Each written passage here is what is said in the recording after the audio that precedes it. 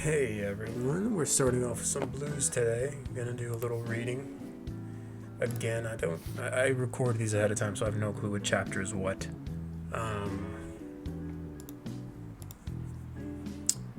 Today's a Wednesday, it's hump day. It just feels like one, you know?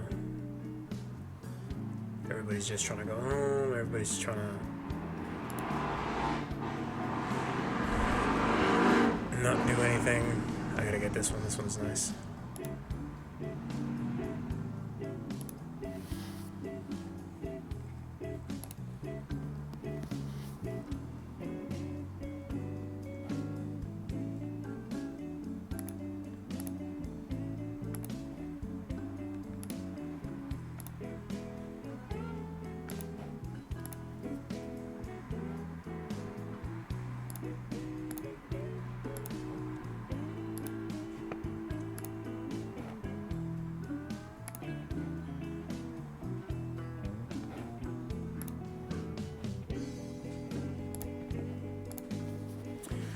Alright, so we last left off on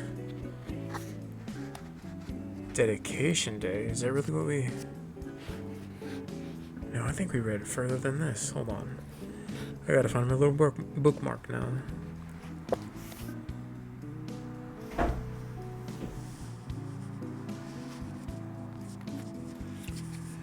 Yes, Dedication Day. That is where we left off. Olmsted's teeth hurt. His ears roared, and he could not sleep. Yet throughout the first months of 1892, he kept up at a pace that would have been punishing for a man one-third his age. He traveled to Chicago, Asheville, Knoxville, Louisville, and Rochester, each overnight leg compounding his distress. In Chicago, despite the tireless effort of his young lieutenant, Harry Codman, the work was far behind schedule, the task ahead growing more enormous by the day. The first major deadline, the dedication set for October 21st, 1892, seemed impossibly near, and would have seemed even more so had not fair officials changed the original date, October 12th, to allow New York City to hold its own Columbus celebration. Given the calumny New York previously had shoveled on Chicago, the postponement was an act of surprising grace. Alright, so this is what we're going to do. We're going to go ahead and land, the usual. Let's get us into a bush. Let's go incognito mode and, hope nobody sniffs us out.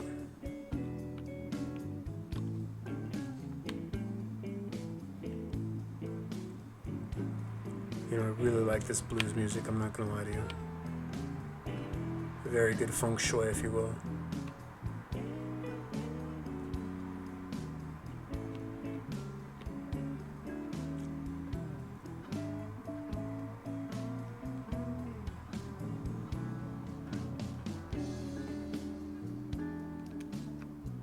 If I can hide out in here for a while, it's not a bad idea. Just gotta make sure there's no, if there's a medikit around here, I'm gonna grab, any sort of healing items. Anything that helps me out. Late game, try to figure out where people are.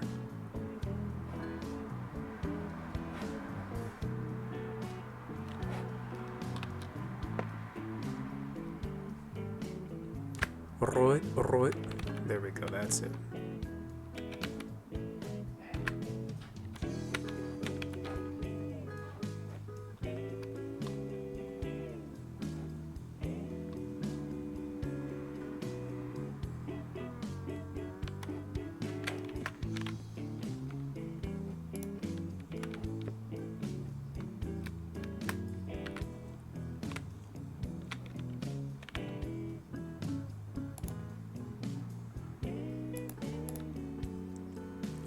I'm about to get at full health for no reason. I'm not even going to play this game, I'm just reading.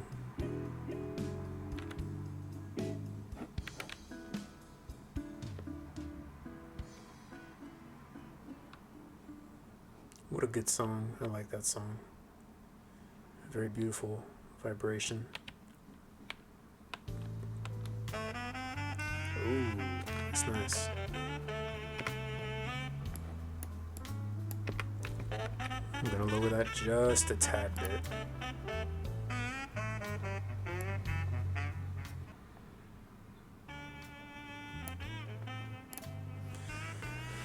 Okay, let's continue on. Construction delays elsewhere on the grounds were especially frustrating for Olmsted. When contractors fell behind, his own work fell behind. His completed work also suffered. Workmen trampled his planting and his plantings and destroyed his roads. The U.S. government building was a case in point.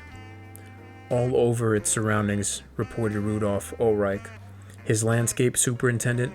Material of any kind in all descriptions was piled up and scattered in such profusion that only repeated and persistent pressure brought to bear upon the officials in charge could gain any headway in beginning the work. And even then, improvements being well underway, no regard was paid to them. What had been accomplished one day would be spoiled the next. The delays and damage angered Olmsted. But other matters distressed him even more. Unbelievably, despite Olmsted's hectoring, Burnham still seemed to consider steam-powered launches an acceptable choice for the Exposition's boat service, and no one seemed to share his conviction that the wooded island must remain free of all structures. The island had come under repeated assault, prompting a resurfacing of Olmsted's old anger about the compulsion of clients to tinker with his landscapes.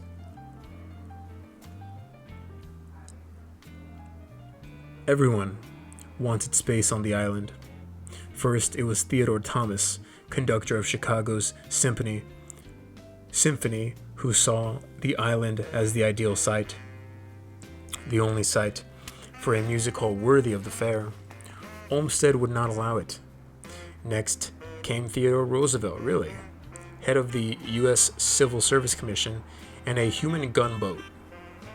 The island, he insisted, was perfect for the hunting camp exhibit of his Boone and Crockett Club. Not surprisingly, given Roosevelt's power in Washington, the politicians of the fair's National Commission strongly endorsed his plan. Burnham, partly to keep the peace, also urged Olmsted to accept it. Would you object to it being placed on the north end of the island, snuggled in among the trees purely as an exhibit, provided it shall be so concealed as to only be noticed casually by those on the island and not at all from the shore? Olmsted did not object. He agreed to let Roosevelt place his camp on a lesser island, but would not allow any buildings, only a few tents, some horses. Am I getting an ad right now? Dude, no way I'm getting an ad. I gotta get some ad blocker or something. He agreed to let Roosevelt place his camp on a lesser island, but would not allow any buildings, only a few tents, some horses, campfire, etc. Later, he permitted the installation of a small hunter's cabin. Next came the U.S. government seeking to place an Indian exhibit on the island, and then Professor Putnam, the fair's chief of ethnology, who saw the island as the ideal site for several exotic villages. The government of Japan also wanted the island. They proposed an outdoor exhibit of their temples, and as has been usual, they desire space on the wooded island. Burnham wrote in February of 1892. To Burnham, it now seemed inevitable that something would occupy the island. The setting was just too appealing. Burnham urged Olmsted to accept Japan's proposal. It seemed beyond any question to be the thing fitting to the locality, and I cannot see that it will in any matter detract essentially from the features which you care for. They promise to do the most exquisitely beautiful things and desire to leave the buildings as a gift to the city of Chicago after the close of the fair. So everybody just wants to get their own part into this. Let's go ahead and move. Everybody just wants to have their own little slice of heaven, so to speak.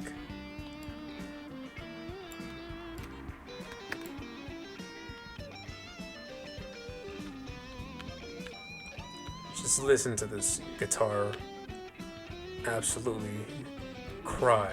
That is an unbelievable. Whoever's playing this is ripping it, man.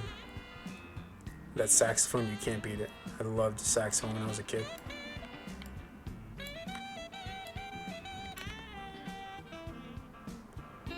See if we might be able to get something. If we can make it to the end game, 1v1 or something, and we have a decent gun or some weaponry, I think we'll be alright. Even though I'm not trying to win or play.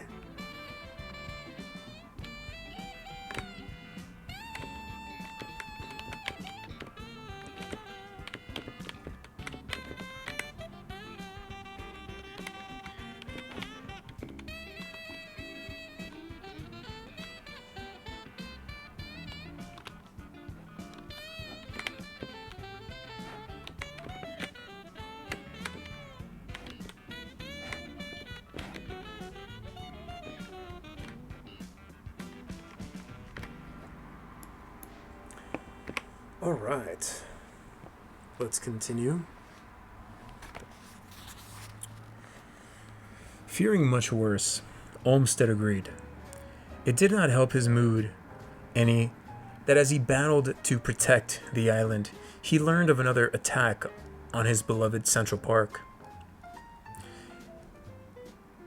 At the instigation of a small group of wealthy New Yorkers, the state legislature had quietly passed a law authorizing the construction of a speedway on the west side of the park so that the rich could race their carriages. The public responded with outrage. Olmsted weighed in with a letter describing the proposed road as unreasonable, unjust, and immoral. The legislature backed off. His insomnia and pain, the crushing workload, and his mounting frustration all tore at his spirit until, by the end of March, he felt himself on the verge of physical and emotional collapse. The intermittent depression that had shadowed him throughout his adult life was about to envelope him once again.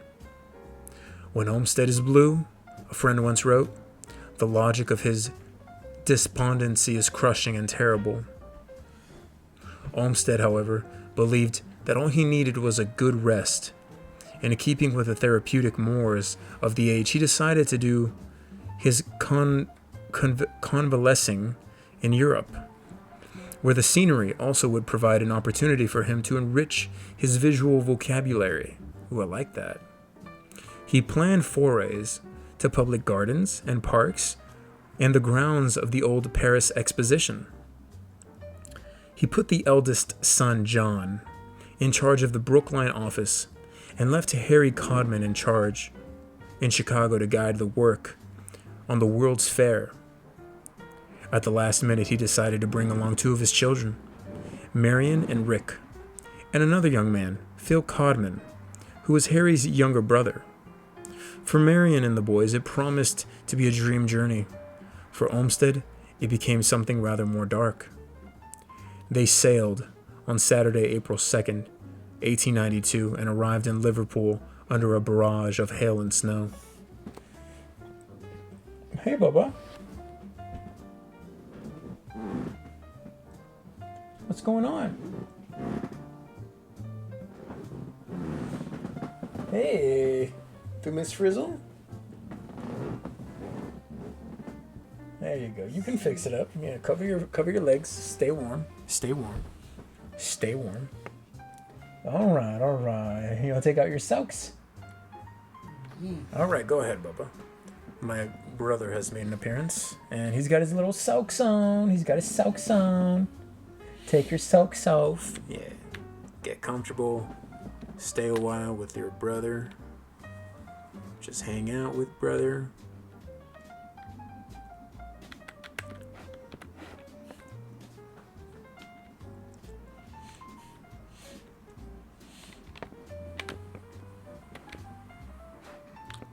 Fortnite and books. A deadly combination, if you ask me.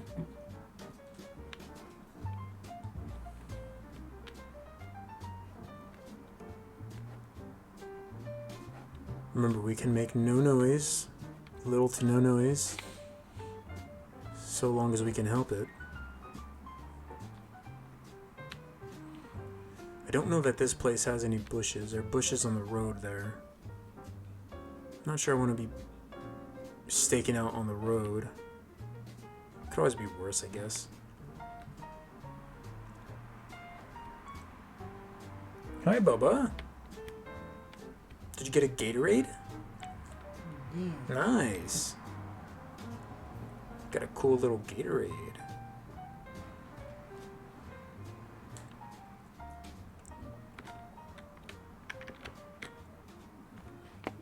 Okay, beautiful. Let's continue. Let's take a pause for the calls just in case we get an ad. Alright, no ads. Nice. In Chicago, Sol Bloom received a cable from France that startled him. He read it a couple of times to make sure it said what he thought it said.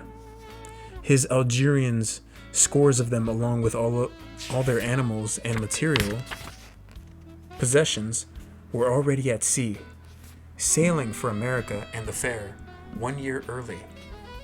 They had picked the right month, Bloom said, but the wrong year. They went to the fair a year early? That's... jeez. Olmsted found the English countryside charming, the weather bleak and morbid. After a brief stay at the home of relatives in Chislehurst, he and the boys left for Paris. Daughter Marion stayed behind.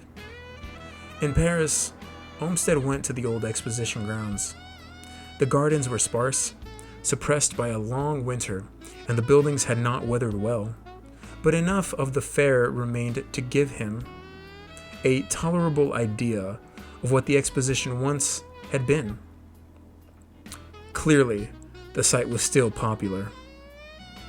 During one Sunday, visit Olmsted and the boys found 4 bands playing, refreshment stands open, and a few thousand people roaming the paths. A long line had formed at the base of the Eiffel Tower. With the Chicago Fair always in mind, Olmsted examined every detail. The lawns were rather poor, the gravel walks not pleasant to the eye, nor to the foot. He found that Paris Fair's extensive use of formal flower beds objectionable. It seemed to me, he wrote in a letter to John in Brookline, that at the least it must have been extremely disquieting, gaudy, and childish, if not savage, and an injury to the exposition, through its disturbance of dignity and injury to breath, unity, and composure. He reiterated his insistence that in Chicago, simplicity and reserve will be practiced and petty effects and frippery avoided. So stick to the basics is what they're saying, right? And he went to Paris and he saw kind of what they were pulling out of their hat, and I'm assuming it really did feel like they were pulling stuff out of their hat, where it's like you get that someone's putting on a show, but you also know that that's not exactly the genuine city's culture. More than that's just what some people think is good for the show. How far do we have to go? Damn, we gotta move. And I just saw that dude, so I'm gonna hope he doesn't see me. I'm gonna try to hide out around here somewhere. Because when I hide, I want to get, I want to read for a while, right? I like the reading aspect of this more than I like the playing aspect of this. Don't have to be stressed. If I go down, and spectate. It's not the end of the world.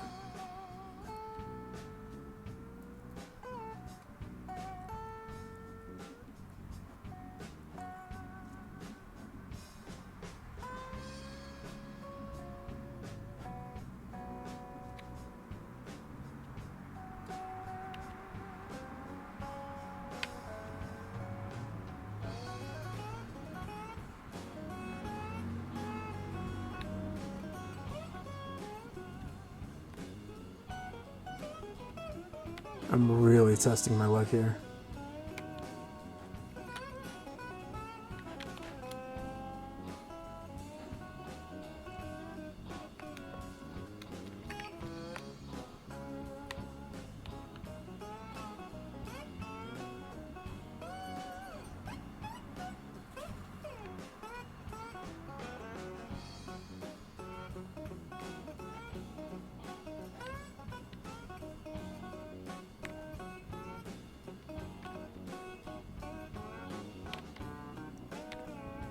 I really don't know that this is the best play for me.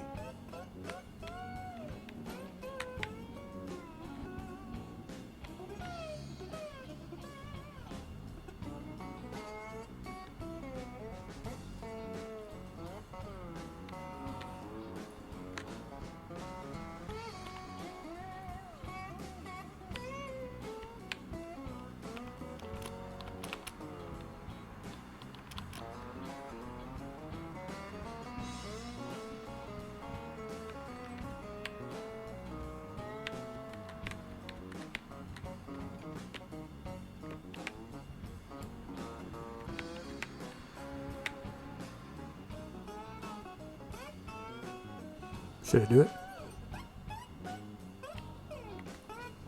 No, they're not ready. Alright, this is scary. This is top 10, so I'll go ahead and focus up for this top 10 before we get back into it.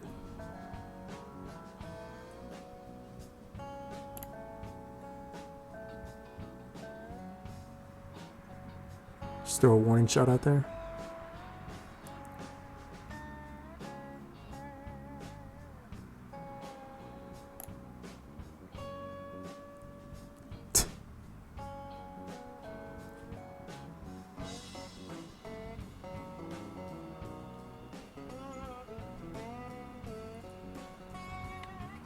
Oh, jeez.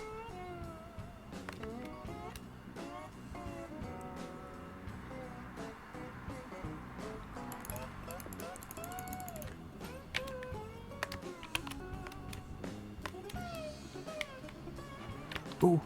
Wait, can I go there? Can I go there?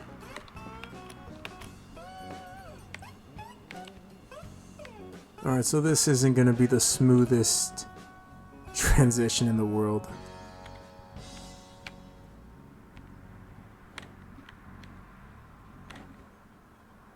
I mean, I'm not in a bad place, I just... Oh no, this guy.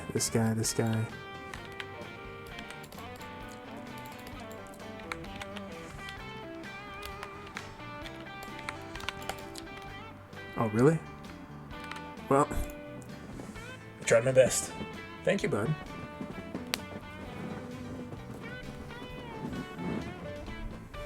Alright, let's see who wins this. What do you want to spectate? Nice, great hit. Great hit by this guy. This dude's rocking the Midas gun, the super legendary shotgun, the Rift gun. Oh, this dude. This dude dreams about V-Bucks. Go ahead.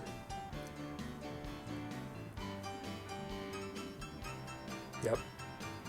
Trying to get cute with it? I don't think that's a good idea. Him trying to get cute with it here, I don't know if that's a great idea. I don't think this guy's gonna win. I think he has great loot. He's got 5 kills, not bad. Yeah, I don't think this guy's gonna win. Oh, brother, you are on 1. There we go. Look at this guy. He's on 5. Look at the loadout. AR, shoddy, drill. Alright, I like this load. Ooh, no, that's a bot. That was rough. Oh, I didn't know you can kill the bot. I don't even know why that's necessary. I'm guessing that's information, right? He knows that that person's in there. Take your AR out. You're not going to swing him from there. I mean, if his bot's in there, he has to be in there, right? Bush? Think so? I would have grabbed a mini or two. Go ahead. You're right. Alright, you just didn't see that guy? Cool. Cool, cool. We're not seeing people these days. Let's go. I know we don't see color or anything, but we can see people still. Yeah, you saw him. You saw them both.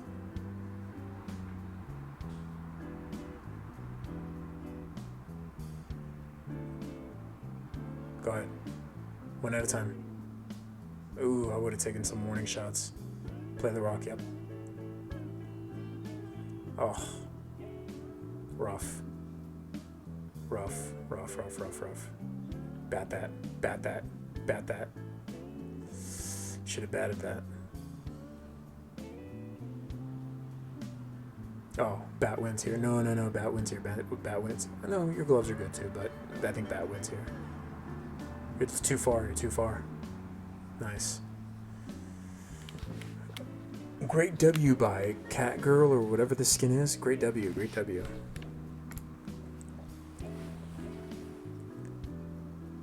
Let's go ahead and continue. Continue.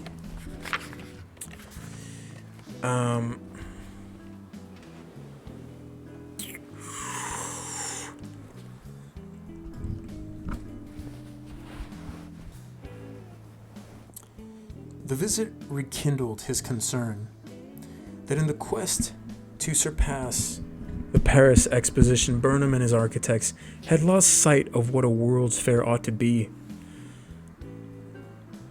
The Paris buildings, Olmsted wrote, have much more color and much more ornament in color, but much less in molding and sculpture than I had supposed. They show, I think, more fitness for their purposes, seem more designed for the occasion, and to be less like grand permanent architectural monuments than ours ought to be. I question if ours are not at fault in this respect, if they are not going to look too assuming of architectural stateliness, to be overbonded with sculptural and other efforts for grandeur and grandiloquent pomp. Grandiloquent, huh? I like that. Olmsted liked traveling with his youthful entourage. In a letter to his wife in Brookline, he wrote, I am having a great deal of enjoyment, and I hope laying in a good stock of better health. Soon after the party returned to Chislehurst, however, Olmsted's health degraded, and insomnia again shattered his nights. He wrote to Harry Codman, who was himself ill with a strange abdominal illness. I can only conclude now that I am older and more used up than I had supposed. Jeez, man. Age took its toll on the man. That's just rough, man. You know. Didn't see it coming, and next thing you know, bam. Age. I'm gonna go ahead and try to land right here.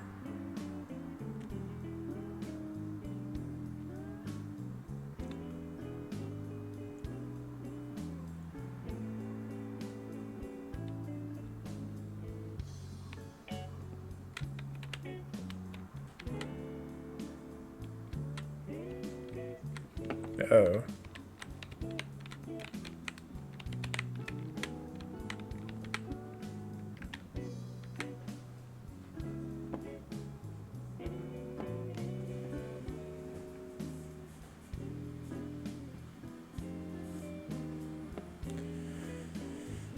Nice little view of Fortnite University. Nice little view. Hey, bud, welcome back. Wanna get comfortable? Get comfortable? You wanna get comfortable? You wanna read a book?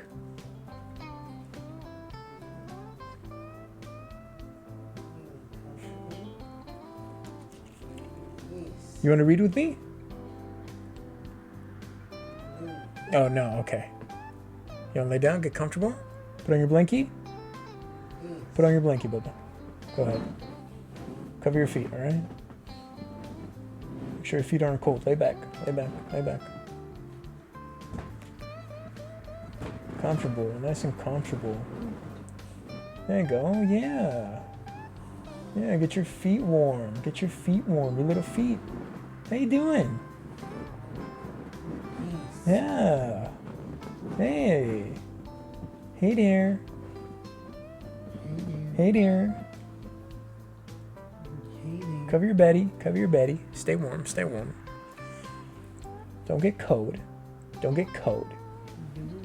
Make sure the computer's away from you a little bit. Don't want it on your face. Cover your belly. Yeah, so we can watch Miss Frizzle in peace. Kubrite. Kubrite. Kubrite. Gashash. Grashash.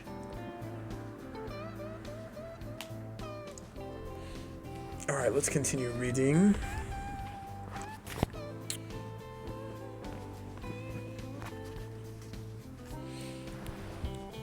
A doctor, Henry Rayner, paid a social visit to Chislehurst to meet Olmsted.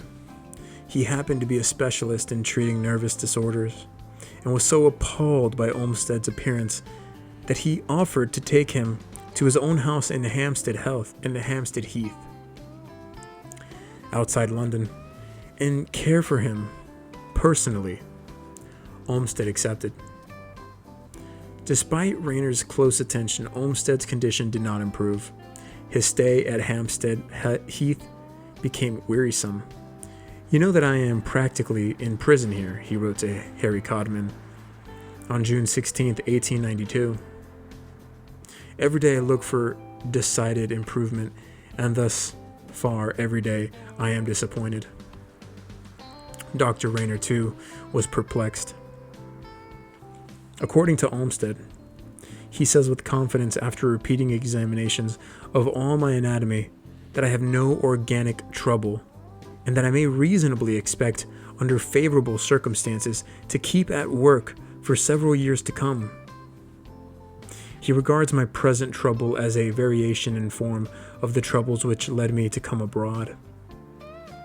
Most days Olmsted was driven by carriage through the countryside. Hey! Hey, what are you staring at me for? What's going on over there? What's going on in that genius little mind, eh? Little genius man, you? Little genius guy, you? Hey! You wanna read with me? Why don't you like reading with me? Come on. Come on. Come on. Leave me alone? Okay, I'll leave you alone. I'll leave you alone. Gonna put on volume for Miss Frizzle? Put up the volume. Let's put up the volume for Miss Frizzle.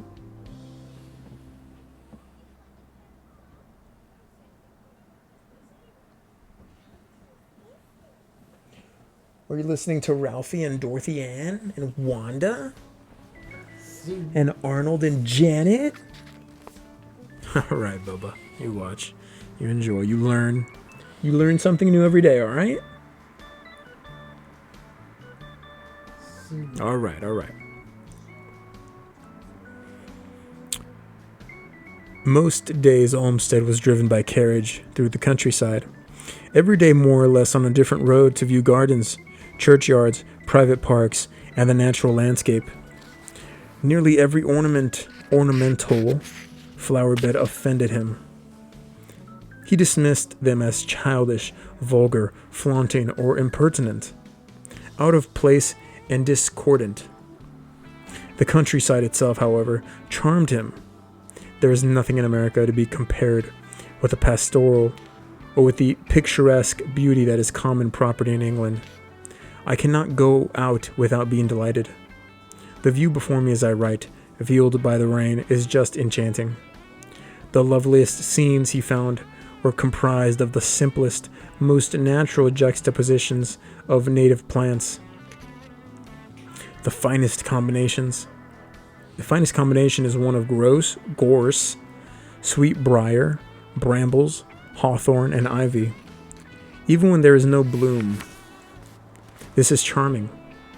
And these things can be had by the hundred 1,000 at very low prices. I see what he's saying. I see what he's saying. He's saying that you can get this stuff like super dirt cheap. I thought he was saying this can be had by the people, by the hundreds of thousands of people at incredibly low prices, which, I mean, tomato, potato, right? It's not saying that. It's just the way he said it in the book. At times, the scenes he saw challenged his vision of Jackson Park. At other times, they affirmed him. Everywhere the best ornamental grounds that we see are those in which vines and creepers are outwitting the gardens. We can't have little vines and weeds enough. He knew there was too little time to let nature alone produce such effects. Let us, as much as possible, train out creepers and branches of trees upon bridges, pulling down and nailing the branches, aiming to obtain shade and reflection of foliage and broken obscuration of water. Above all, his sorties reinforced his belief that the wooded island, despite the Japanese temple, should be made as wild as possible. I think more than ever of the value of the island, he wrote to Harry Codman, and of the importance of using all possible original means of securing impervious screening, dense massive piles of foliage on its borders, with abundant variety of small detail in abject subordination to general effect. There cannot be enough of bulrush, adlumina, madeira, vine, catbriar, virgin's bower, brambles, sweet peas, jimson weed, milkweed, the smaller western sunflowers, and morning glories. But he also recognized that the wildness he sought would have to be tempered with excellent groundskeeping. He worried that Chicago would not be up to task.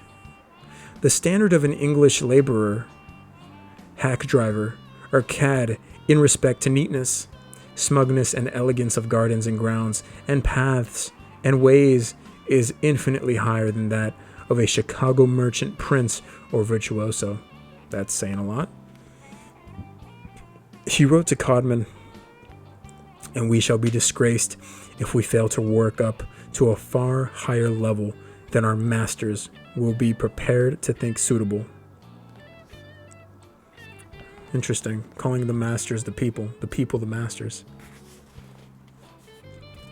Overall, Olmsted remained confident that his exposition landscape would succeed. A new worry troubled him, however. The only cloud I see over the exposition now is the cholera, he wrote in a letter to his Brookline office. The accounts from Russia and from Paris this morning are alarming. Yeah, cholera would be a bit of a problem to your fare. How's the game going here? What do we... Hey guys, can you not shoot at each other? We can live in a peaceful society. Jeez, man.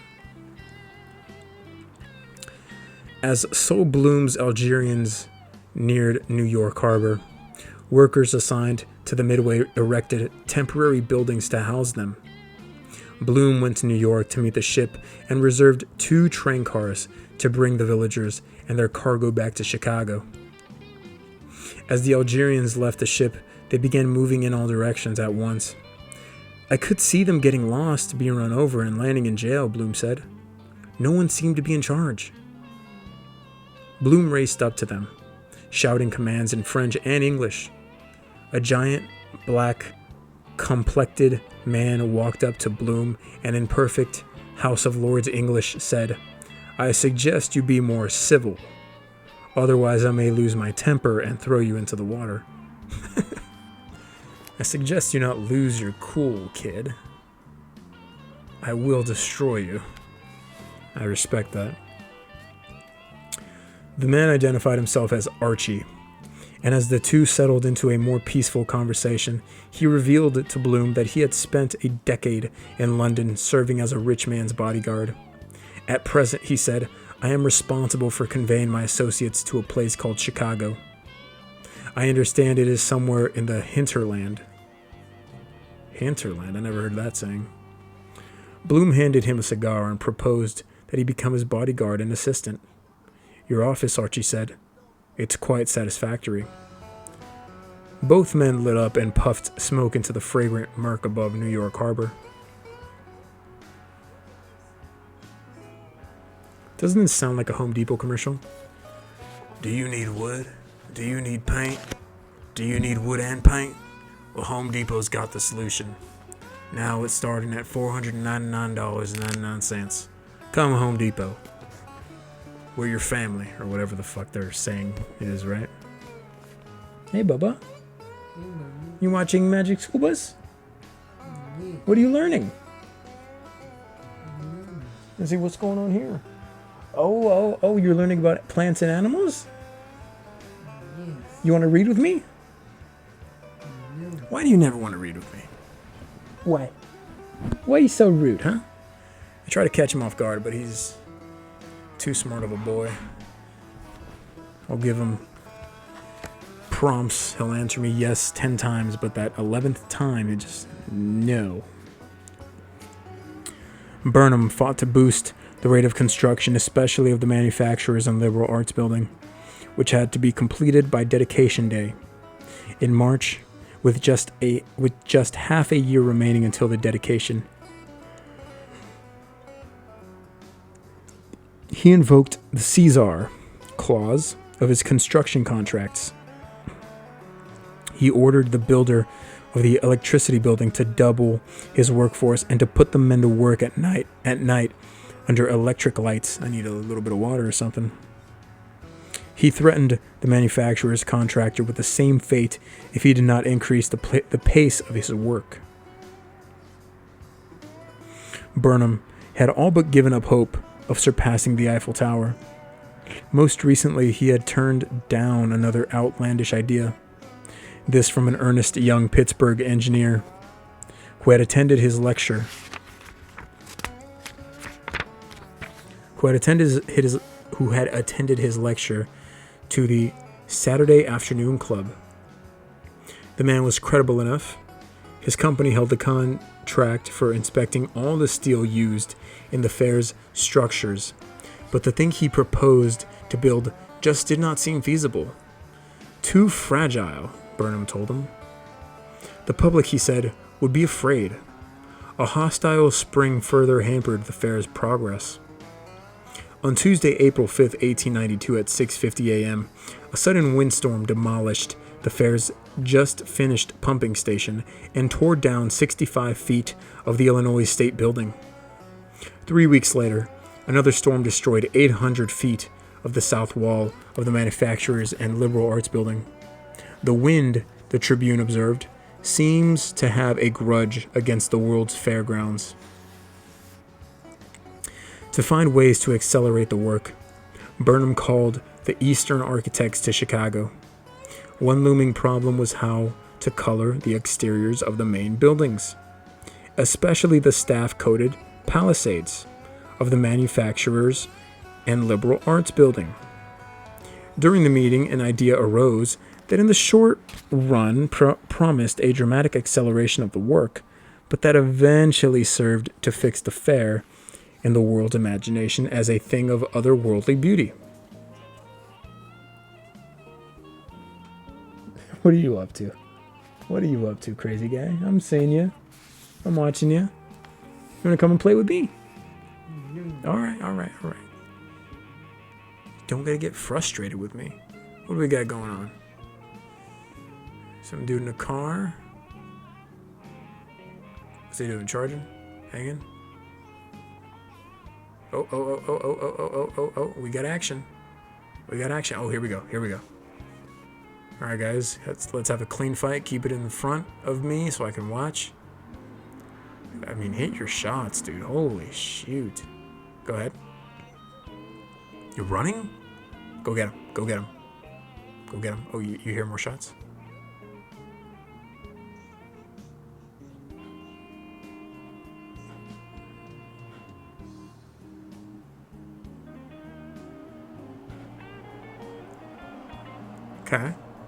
Okay. So stuff is happening. I have no clue what's happening. Oh, we're in the top 10. We gotta focus. We gotta focus, Bubba. We gotta focus. We're in the top 10. This is important. Can make no mistakes in the top 10. Oh, I gotta move.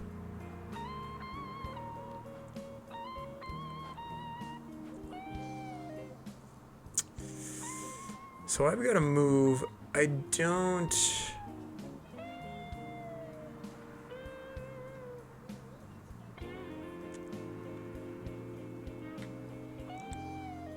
This is an L if I've ever seen one. Just an L.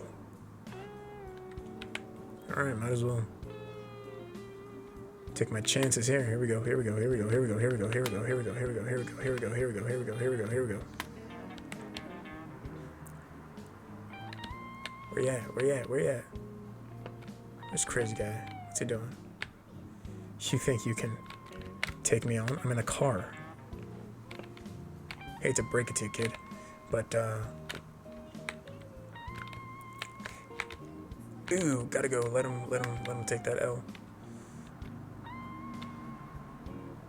Let me get some gas and I'm rocking and rolling, rocking and rolling, rocking and rolling. Whoops.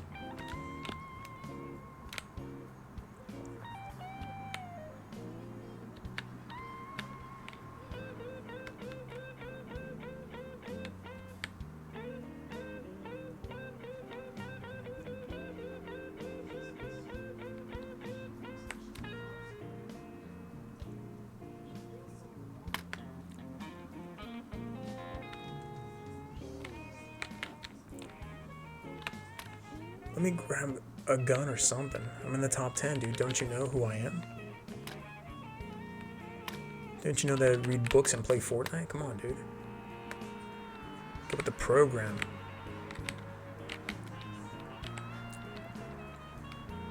Okay. I'm gonna be honest. I don't know what... I don't know what I'm doing. I don't know where I am. I don't know what... Uh-oh, people are landing here.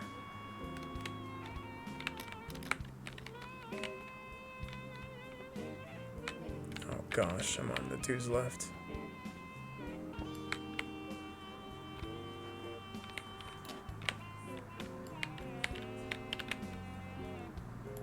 Whoa, whoa, somebody's behind me.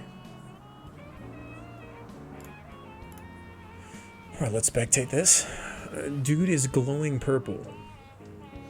I don't know why. Dude's got a dumb haircut. You're a loser. Hey, Bubba. Good to see you. Good to see you. No, good to see you. Yes. Yeah. Yeah. Did you miss me today? Yes. I miss you too. I miss you too. That's right. Yes. You let Miss Frizzle? Yes. You're watching Miss Frizzle? Or you want to watch a game with me? No. Oh, no? Yes. Okay, alright.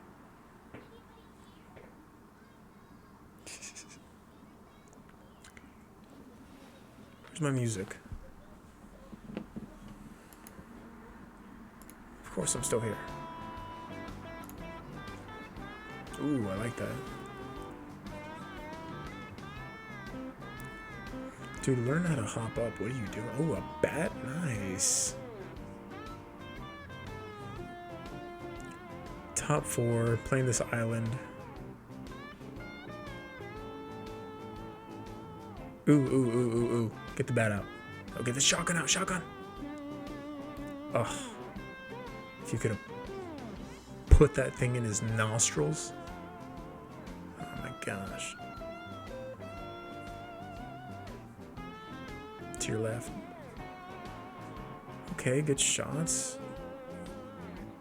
Do you see him there? Oh, up top. Play smart. Nah, you got low ground here. You gotta move to your right.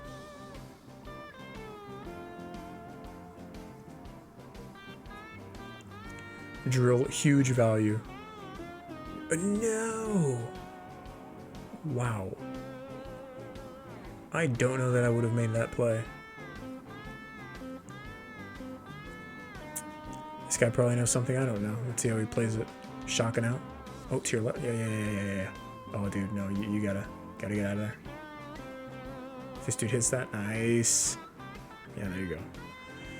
I didn't think using that AR would have been a good move at the end, but there you go. Nice.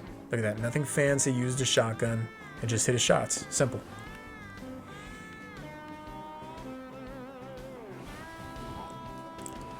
Let us continue.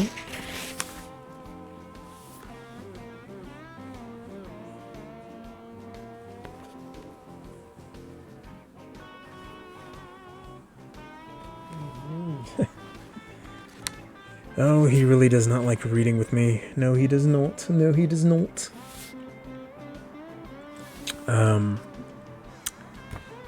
Where was I?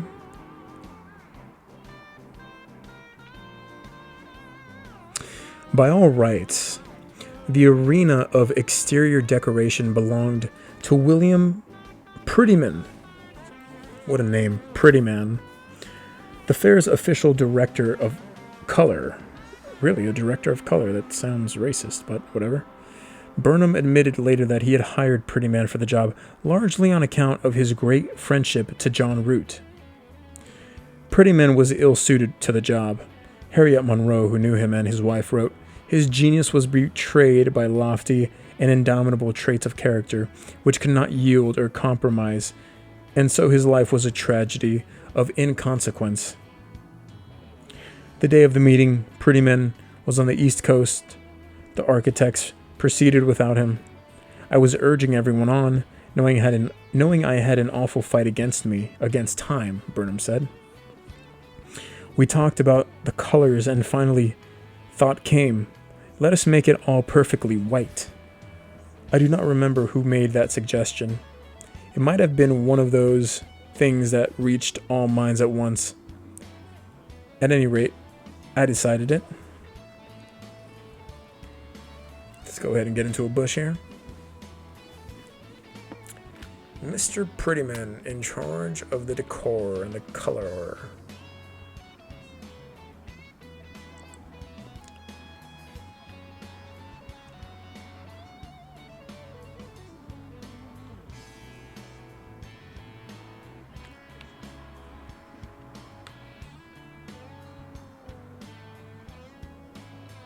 Is that Appa from Avatar? That's nice. I love that animation. That is beautiful. Appa yip yip.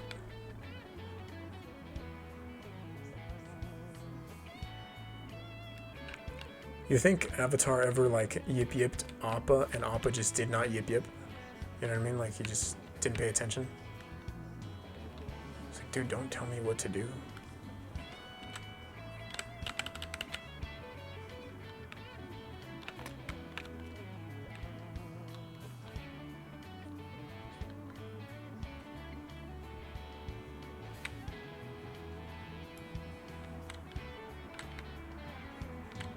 Oh geez, somebody's there.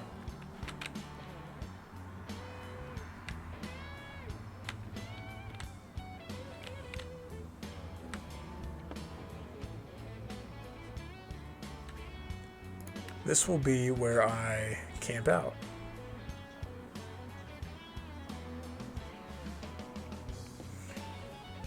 Alright, let's go back to reading about Prettyman.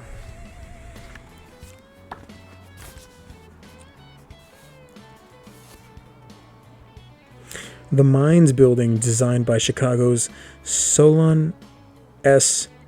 Beeman, was nearly finished. It became the test building. Burnham ordered it painted a creamy white. Prettyman returned and was outraged, Burnham recalled. Prettyman insisted that any decision on color was his alone. I don't see it that way, Burnham told him. The decision is mine. All right, Prettyman said. I will get out. Burnham did not miss him. He was a brooding sort of man, very cranky, Burnham said. I let him go, then told Charles McKim that I would have to have a man who could actually take charge of it.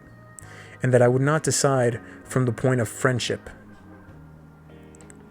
McKim recommended the New York painter Francis Miller, who had sat in on the color meeting. Burnham hired him. Millet quickly proved his worth. After some experimentation, he settled on ordinary white lead and oil as the best paint for staff, then developed a means of applying the paint not by brush, but through a hose with a special nozzle fashioned from a length of gas pipe. The first spray paint Burnham nicknamed Millet, and his paint crews, the Whitewash Gang. Jeez. Talk about appropriate names, am I right? You want to take a nap time, Bubba? Yes. Okay, a little nap time. Yeah, I can tell you're getting tired. Go ahead, Bubba. When we get done here, I'll play with you, okay? We can play together? Yes. Yeah, we'll play together. Oh, goodbye. You're going to turn around. In the first week of May, a powerful storm dropped an ocean of rain on Chicago and again caused the Chicago River to reverse flow. Again, the sewage threatened the city's water supply. The decaying carcass of a horse was spotted bobbing near one of the intake cribs. That's exactly what I want to see around my water supply. The new surge underscored for Burnham the urgency of completing his plan to pipe Waukesha spring water to the fair by opening day. Earlier in July of 1891, the exposition had granted a contract for the work to the Hygeia Mineral Springs Company, headed by an entrepreneur named J. E. McElroy. But the company had accomplished little. In March, Burnham ordered Dion Geraldine, his chief construction superintendent, to press the matter with the utmost vigor and see that no delay occurs.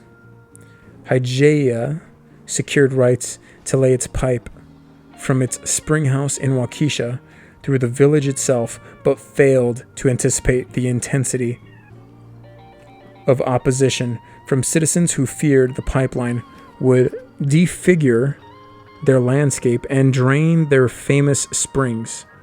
Hygeia's McElroy, under mounting pressure from Burnham, turned to desperate measures. Damn, they don't even have water and they're complaining, right? It's rough. They don't even have water and they're complaining about the water they do have. Right? It's like, no, dude, we love our springs. It's so shitty and like dead, but it's ours. So like, don't touch it. We don't want you like near it, you know? Just gotta make sure that, okay, there's the, ooh, do we see action? Yeah, go ahead and shoot, go ahead. 39 people left. These lobbies are getting schmelted. Let's keep reading.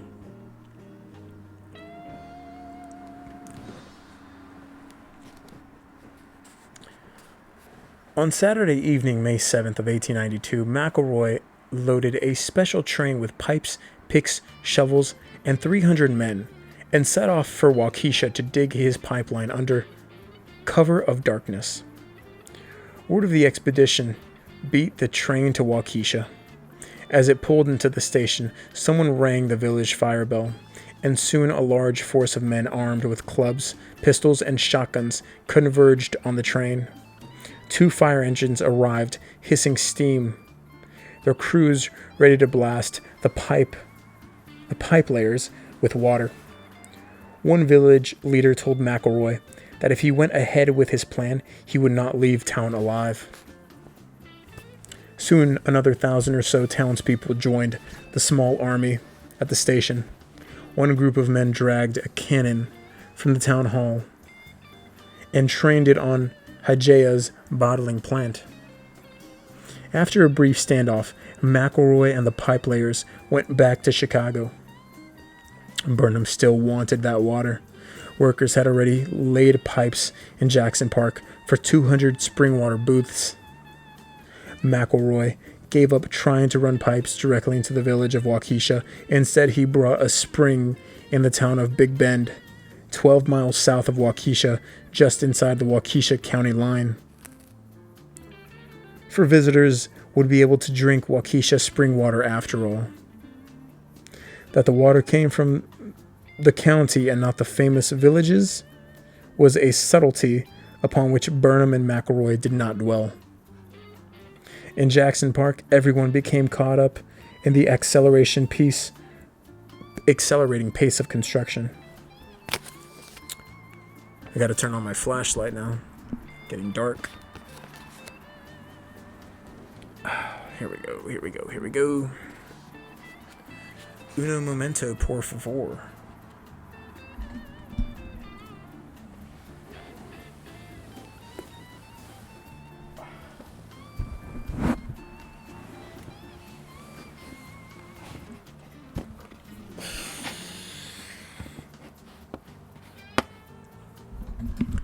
This is like books on tape, but actually interesting, you know? Alright, let's continue. Where was I?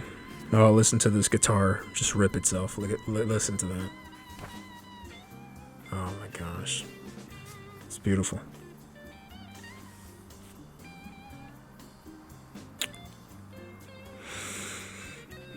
In Jackson Park, everyone became caught up in the accelerating pace of construction.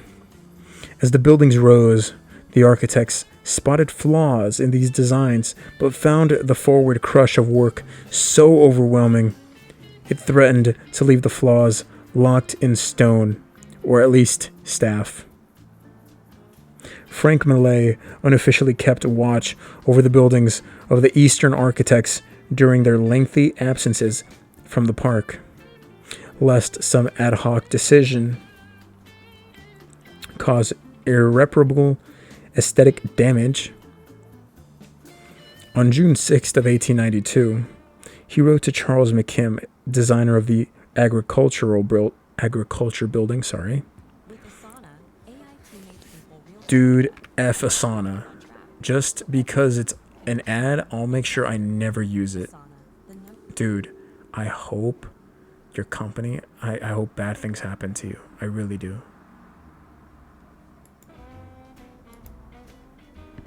Getting in the way of my jazz? No way. No way you're getting in the way. On June 6th of 1892, he wrote to Charles McKim, designer of the agriculture building, "You had better write a letter embodying all the ideas of changes you have, because better you know it, they'll have you by the umbilicus." I staved them off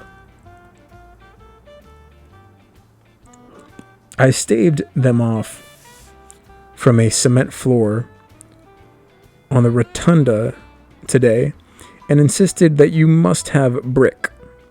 It takes no end of time and worry to get a thing settled right, but only a second to have orders given out for a wrong thing to be done. I like what he said there. I'm going to try to read that one more time. I like that. It takes no end of time and worry to get a thing settled right, but only a second to have orders given out for a wrong thing to be done.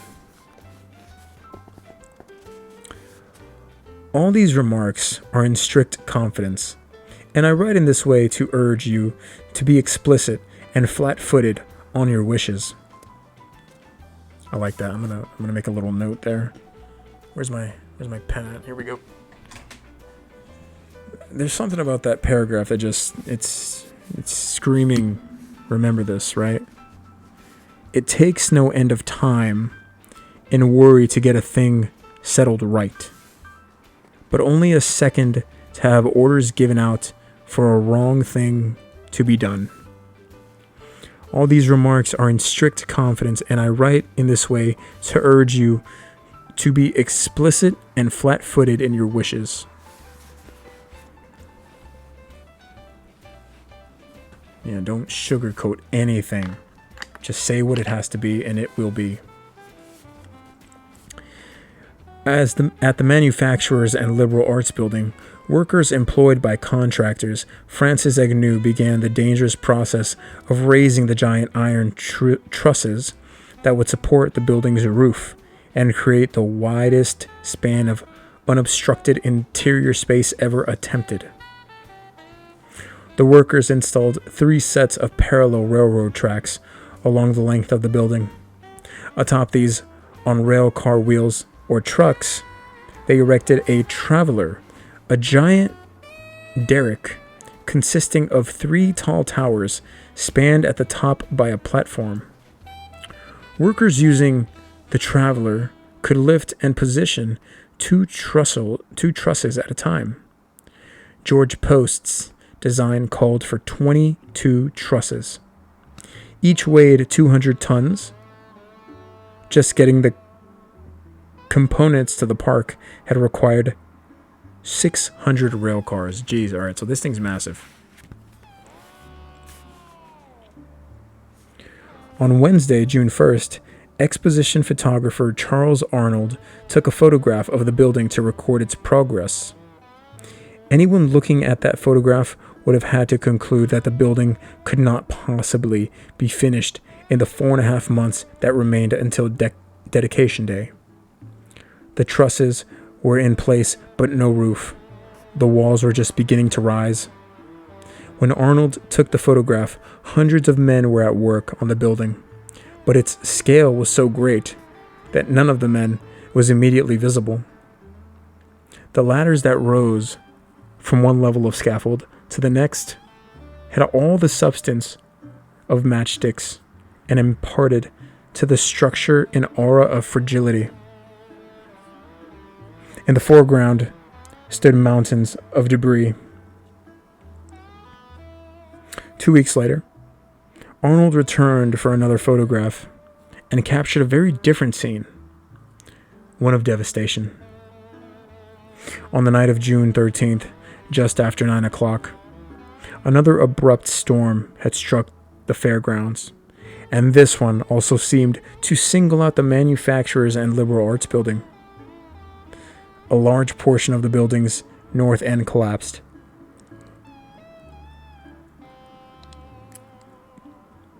Which in turn caused the failure of an elevated gallery designed to ring the interior of the building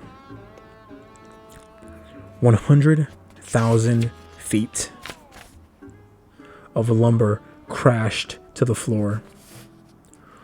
Arnold's photograph of the aftermath showed a Lilliputian man, possibly Burnham, standing below a great mound of shattered wood and tangled steel.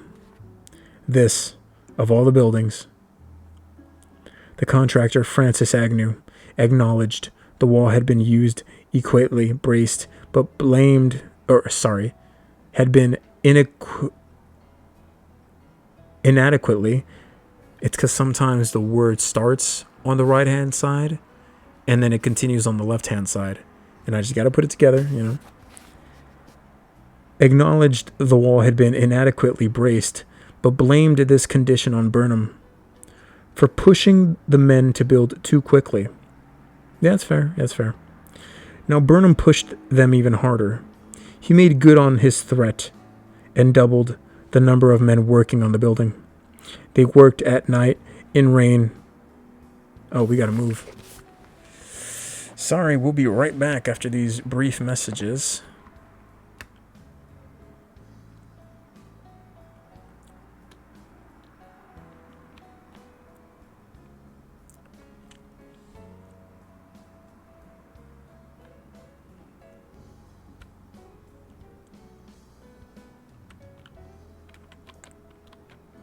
Okay, we gotta move here.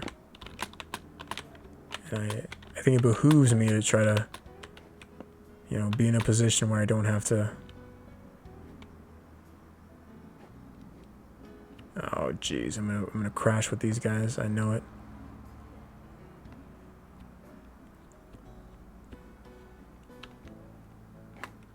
Oh, I like this. I like this. I like this. And I like this. And I like this. And I like this. And I even like this. And I like this too.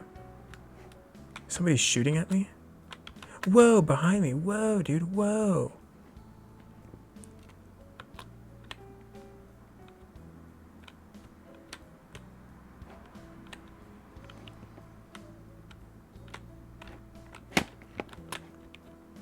Oh, bush. That's why. I was wondering.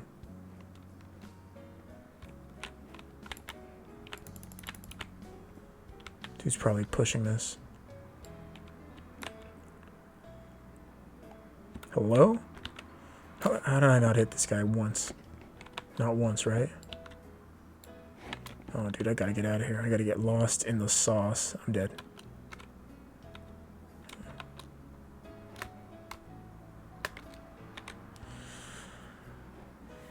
You know what? I haven't placed, I think, lower than top 5 in reading. So what I'm hearing is reading is good for Fortnite.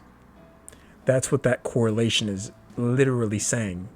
Statistically saying. Let's go ahead and commentate this bottom 10 matchup. We're jumping on board here with Caesar Yaya. Let's see. It looks like he's a human Thanos skin. Wearing a cape for some reason, because that's a thing. Thanos would never wear a cape. He's too cool. Cool heroes or villains never wear capes. It's just true. Go ahead. Go ahead. Snipe him out. Go ahead. I mean, I feel like you can push that little house, can't you? It's really, I mean, you know what? No, this is a smart play. He's on the edge of zone, sorry. Edge of circle. They're going to have to come to him, but they're going to come to you from behind. I don't know if you want to move from here. You kind of had a great spot in a weird way. I don't know if you want to do this. You don't even have... Oh, now you have visuals. Go, go, go, go, go. Oh, wait, no, it's a car. Never mind. Nah, don't worry about that. Don't worry about that. Don't worry about that. See, I don't think you want to give away your positioning here. I really don't. Yes. Straight ahead of you. Straight ahead of you. Enemy. Yeah, get that little duffel bag right there. Get a bubble shield or come on, bubble shield. Don't even try it. Don't do it. Oh, you poor sap, you. See, now you're on the defensive. See, you can't have that. Take a shot. You know where he is. He knows where you are. Stop playing with these dudes. Get YouTube Music Premium. Don't tell me what to do. Why don't I toggle you off? How about that?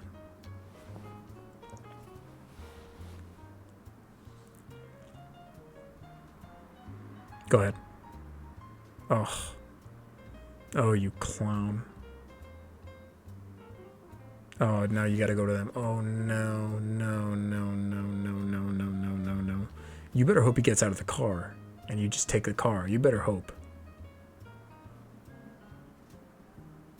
That bat is gonna run out. I don't... Oh, gosh. If you can get to those islands, which you should be able to. I mean, it's a whole new game.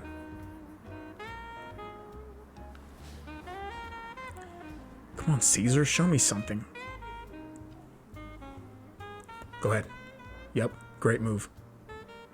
He's not done yet. He's not done yet. Shoot him out, shoot him out, shoot him out, shoot him out. Beautiful. Beautiful. One more time. You know what to do. No, no, no. Go, go, go, go, go, go, go. Yep, go ahead.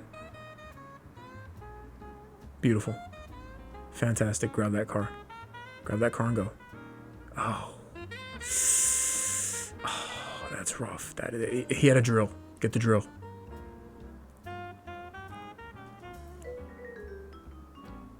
Chug and drill. Chug and drill. Oh, bat, bat, bat, bat, bat, bat, bat. Grab the bat. Oh my gosh, this guy. No. Look at the bat, look at the bat, look at the bat, look at the bat. No. Oh, you were so comfortable with the bat. Oh, go ahead. Wow. This dude, his drill moves are just impeccable. Use the shotgun. You get a broader shot. It's not an awful play, I guess, but... I mean, top 3, you shoot him out. You're not fooling anybody. Yeah, get him in the zone. Yeah, it's ticking for a lot. He's gonna come straight to you. Are there 2 people? Your 2 enemies are in there. You're dead. Here we go. Look at that. Pump and dump, AR, movement weapons. I like this guy. This guy's moving right. He's moving right. Go ahead. Pump and dump. Beautiful. Exactly how I would have played it.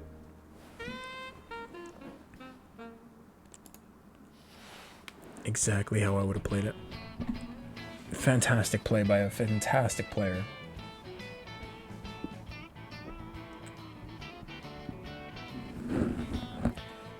Alright, let me go ahead and get comfortable here.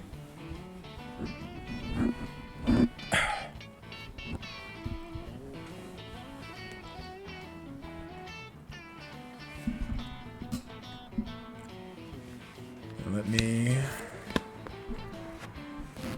continue. Where were we? Where were we?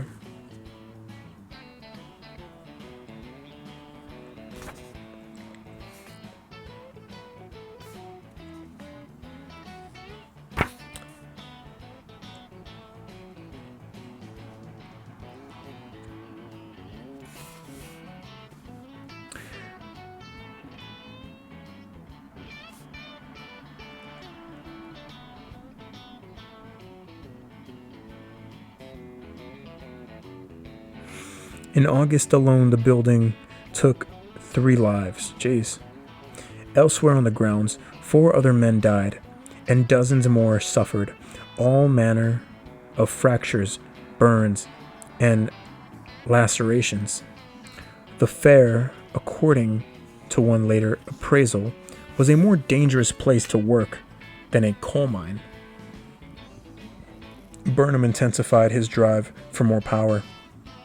The constant clash between the Exposition Company and the National Commission had become nearly unbearable. Even the congressional investigators had recognized that the overlapping jurisdiction was a source of discord and needless expense. Their report recommended that Davis's salary be cut in half, a clear sign that the balance of power had shifted. The company and commissioner worked out a truce. On April 24th, the executive committee named Burnham director of works, chief of everything. Look at that guy. Soon afterward, Burnham dispatched letters to all his department heads, including Olmsted. I have assumed personal control of the active work within the grounds of the World's Columbian Exposition, he wrote. Henceforth, and until further notice, you will report to and receive orders from me exclusively. Alright, so Burnham's moving up in the world, even though it's pretty much because there's just no structure to any of what they're doing to any degree. Let's go ahead and land, get some weaponry, and, let's see. Okay, someone's actually, that's an actual player, I think. Is there a chest in there or something? Oh, fantastic, there's not. Yes, that's exactly what I was hoping for. It's like the game knew exactly what I was... this game sometimes, right, guys? Alright. Okay. Not exactly sure what my plan is here, or was here.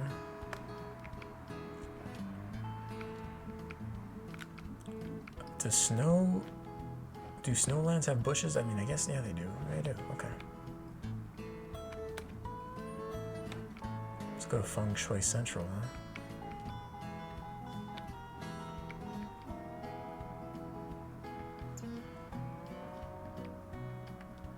Oh, I'm dead.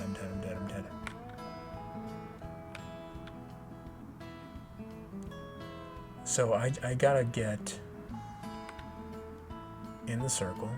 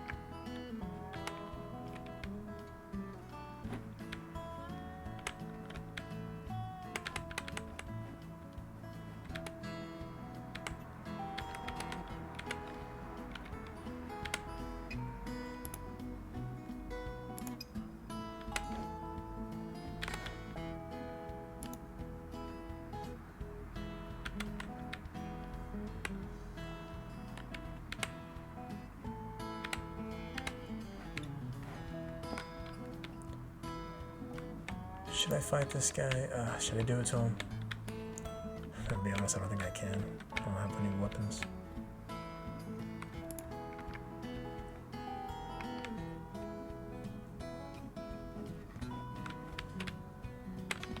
Oh, come on. Oh no, here we go. Uh-oh. What the f... That wasn't me. I see somebody up there.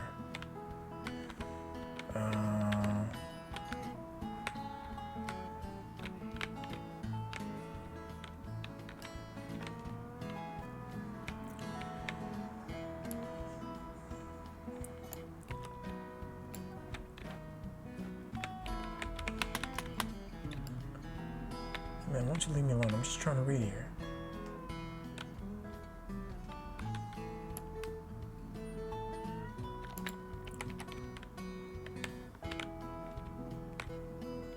Better AR.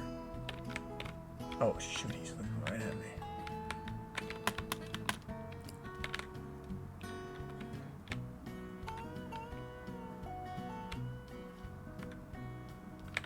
Let somebody else go get him. If I can just get some... If y'all got a decent AR or something, would be nice. Would be nice.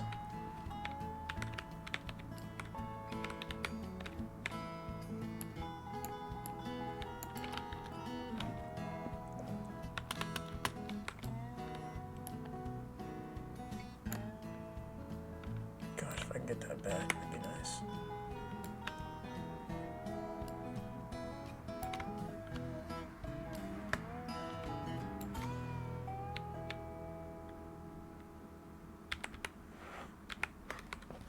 Well, I tried.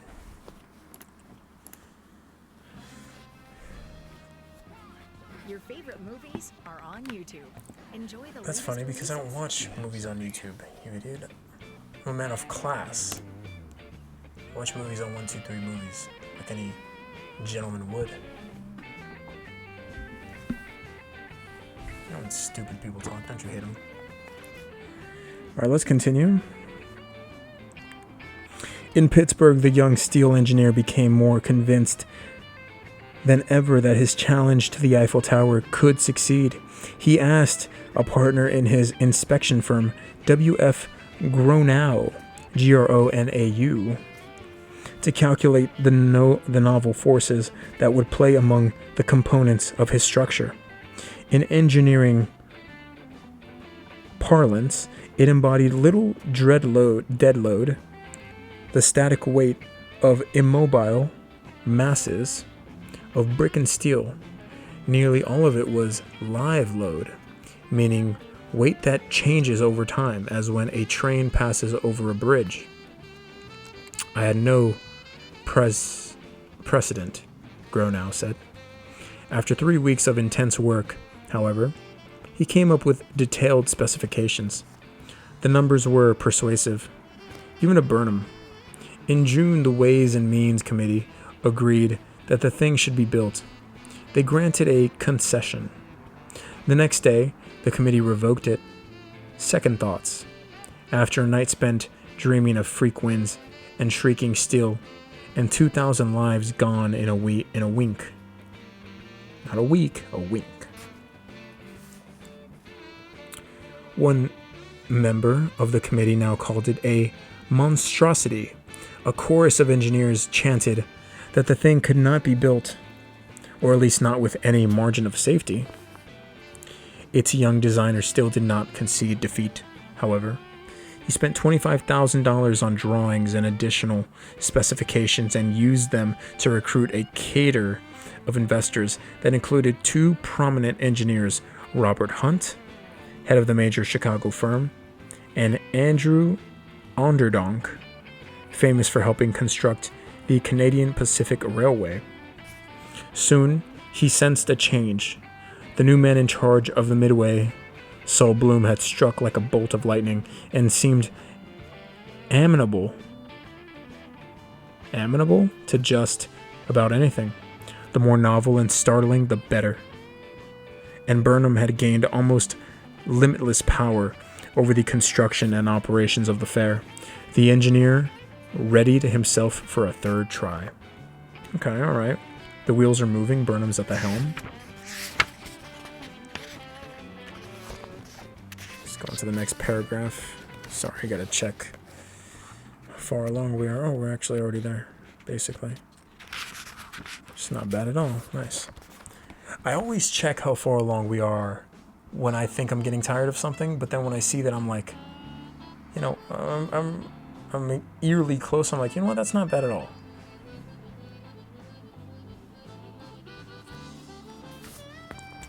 Just listen to this jazz real quick.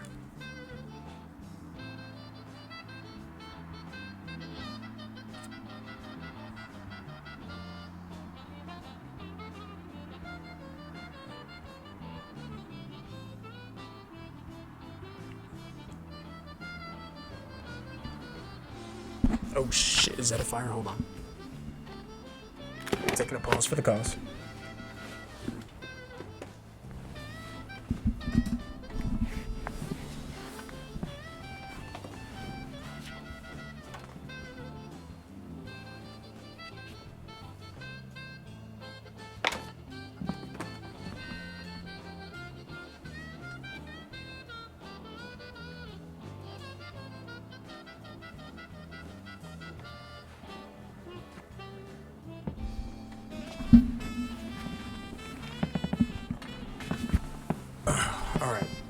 False alarm. I don't think it's a fire. I do think it's just the neighbors grilling meats. And a hell of a lot of smoke coming out of those meats. That's a good idea. I like that. Grilling on a Wednesday, you know. You gotta get over hump day somehow. You gotta keep the energy alive. You gotta keep the spirit vibrant and beating, you know. The spirit is like a heart, right? It can go dead too. Go ahead. What are we doing here? Go ahead. You about to kill Gumball? Oh, go ahead. Oh, poor Gumball. Just killed it. Thanks for the loot. Nice. Grab that Midas. I think it's nasty. No? Don't need it?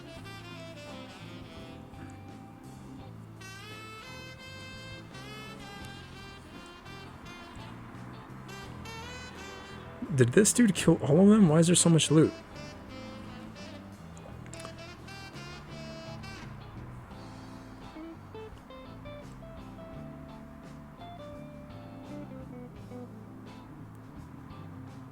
Great use of Karibo. Oh, wait. Oh, not this. I hate this. Right. You know what? The fact that it doesn't take too long is okay. I can deal with that.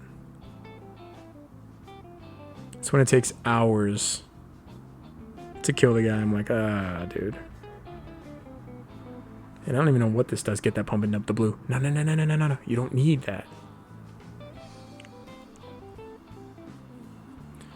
Pump and dump is better and you can't tell me different. Oh, that's rough. Minigun. Minigun was just too fast. Oh, a legendary pump and dump. I like that. This guy is loaded. This is going to be the winner of the game. 9 kills. The skin is an ultra rare. His skin's not even from Earth. That's how cool he is. Look at him. There's nothing in his inventory that can be found on the floor other than those impulses. And this dude is driving a Dodge Ram. Oh, this dude's tough. Oh, gosh. Look at that. Oh, this poor kid doesn't know what's coming to him. It's just a shame. Saddening. The fool, right? The fool. I don't think you see anybody, do you? Go ahead.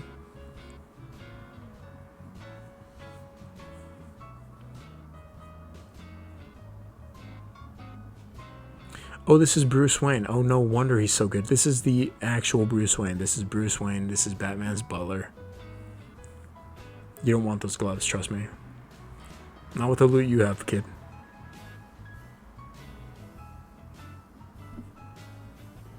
Yep, go ahead.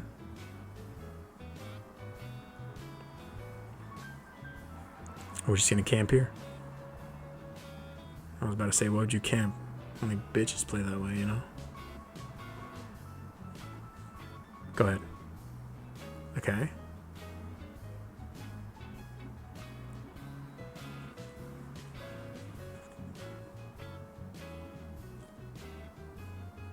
This dude is hunting. This dude is on a hunt. I think he's on the other side of that, bud. Down low, yep, down low. I like this guy.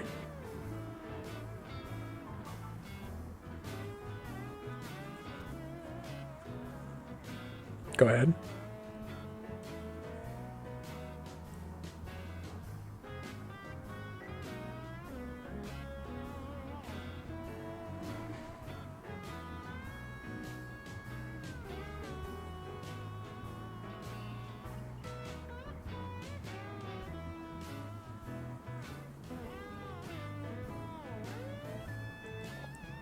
Hey, go into the city. I'm sure you'll find people.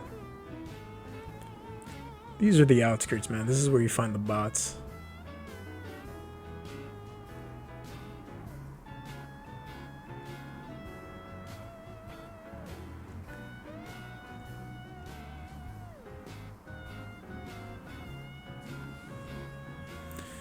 Oh, such beautiful music. Da, da, da, da, da, da.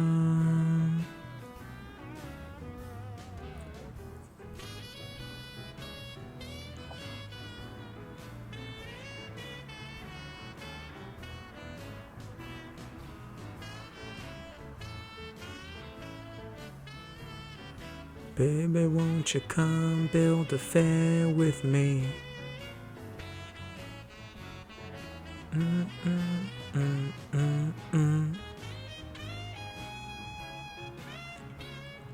Baby, won't you come build a fair with me?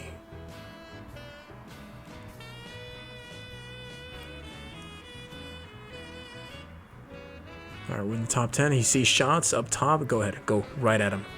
Do not slow down. Go right at him. Use the truck as your cover.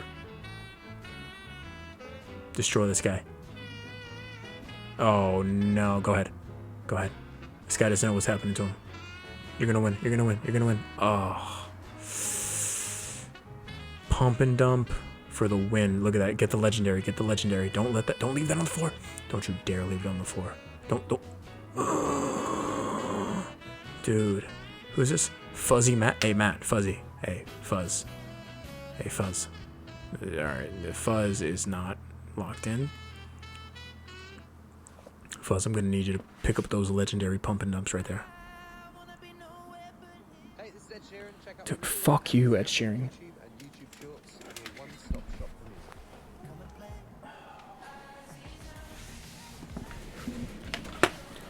Is Ed Sheeran still relevant? If so, why? Did this dude pick up the pump and dump that I told him to? Alright, Fuzzy Matt is going to lose because he did not pick up the legendary pump and dump. It's not that he's not good with the one he has, but it could be better. You should want to be better in life. And this dude just doesn't, he doesn't want it. Oh, go ahead, go ahead. Yep, run him over. Oh, this guy's got the gloves. This guy's got the gloves. Go ahead. Oh. Jumped right at him with the gloves on, said April Fools, and took the car. This dude is on his own now. Oh, Matt. Matt. Oh, no, you took the pump and dump. All right. No, I believe in Matt. Let's go, Matt. Let's go. I believe in you. I don't know if you really want... What? The hell was that?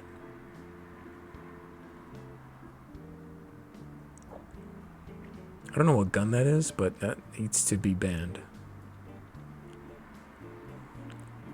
Matt, you're playing like me right now. You got two kills. I don't think this is a good idea. You're hearing it from the source. I'm telling you, kid, you don't want to do this. You got to be in a zone. You got to go get him. You got to warm up. You only got 2 kills. These dudes got like 12. Good shot. Yep. Smart move. Smart move.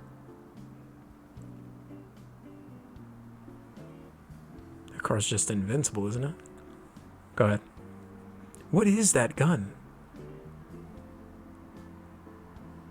Doesn't seem like a very good one. Oh, that's nasty. Oh, dude. Go ahead. Destroy this guy. Oh, he's a bot. This dude's a bot. Let the other dude kill him. This dude doesn't know what time of day it is. That dude doesn't even know that COVID was a thing.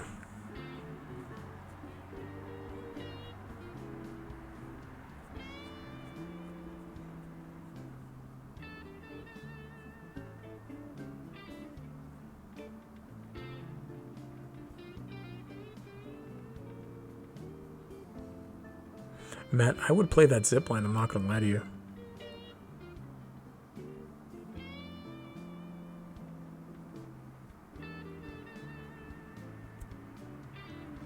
Okay, Matt, you're actively giving up high ground. I don't know why. I know you have to rotate, but...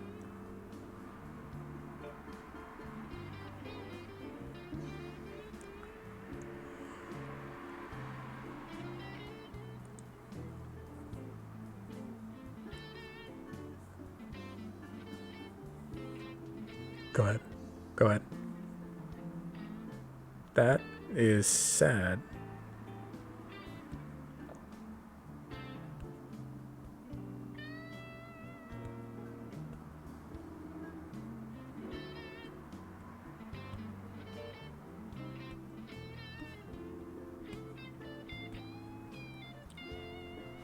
I mean, you gotta pull out a me strap, man. You gotta go from bush to bush. Go ahead. Oh, Matthew. Oh, Matthew. Nice. Good shot.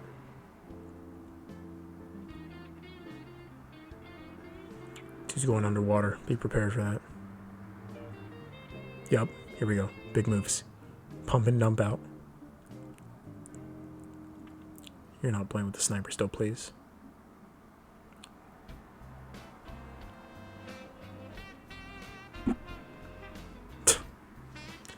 Oh, Matthew. No. Shooting a rock, kid.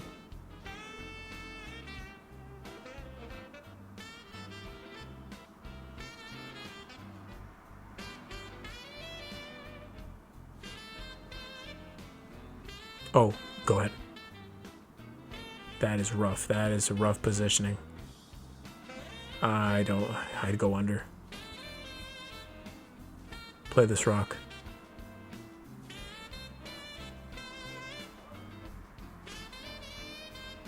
No heals on him either.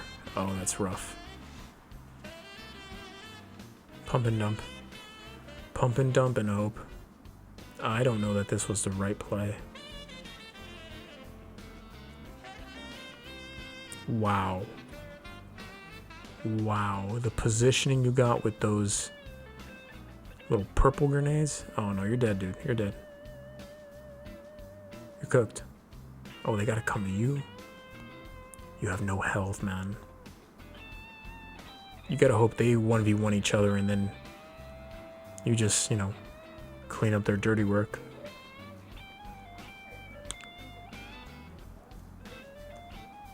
Oh, good find.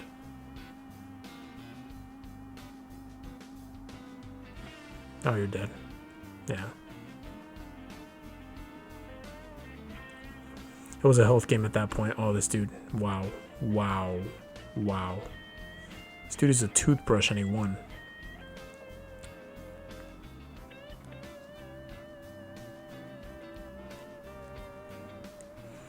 Good stuff by that guy. Good stuff. Alright, this should be LG.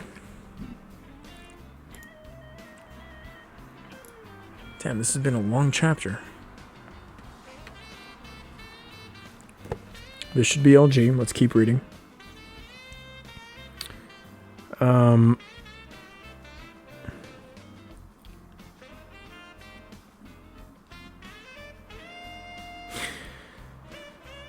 In the first week of September of 1892, Olmsted and his young party left England for home, departing Liverpool abroad, the city of New York. The seas were high, the crossing difficult.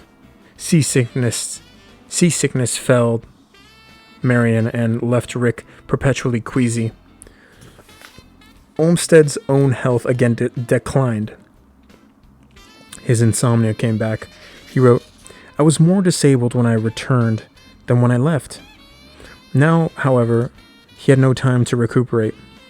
Dedication Day was only a month away, and Harry Codman was ill again, incapacitated by the same stomach problem that had struck him during the summer. Olmsted left for Chicago to take over a direct supervision of the work while Codman recovered. "I am still tortured a good deal with neuralgia and toothache," Olmsted wrote, "and I am tired and have a growing dread of worry and anxiety." Join the club. Join the club, man. Let's go ahead and land a little. What is this? I haven't seen this in ever. I never landed here, but I keep seeing it. Should be fun. I wonder what this is.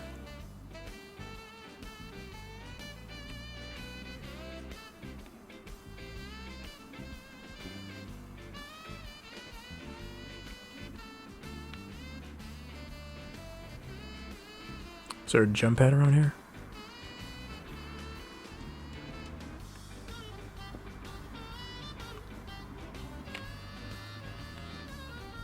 Oh, baby, won't ya? Oh, baby, won't ya? Dum dum bum bum bum bum bum bum bum bum bum bum. Da da da. Tell you why, don't you, baby? Bum bum bum bum bum bum bum bum bum.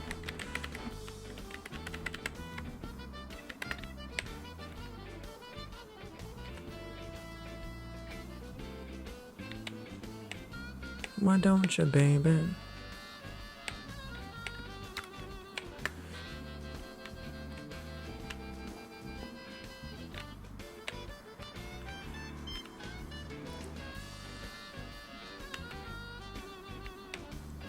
What is this place?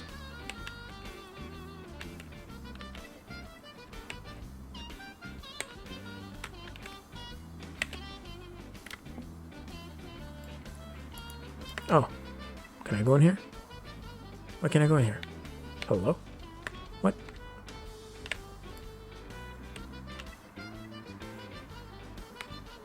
What? Who? You?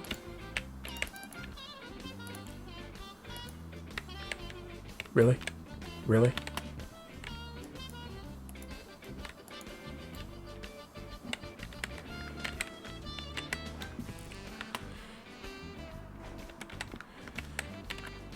Well, can't say I didn't kill the guy.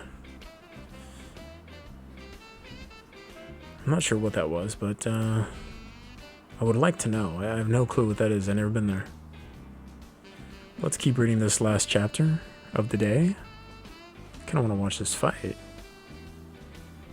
This is the most casual, like, Tim looking guy ever. Yeah, the car screwed me over too, dude. I know. I know.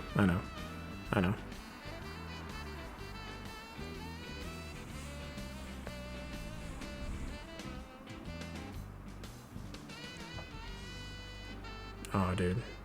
I don't think you want to do that. This guy knows how to move. He's got movement.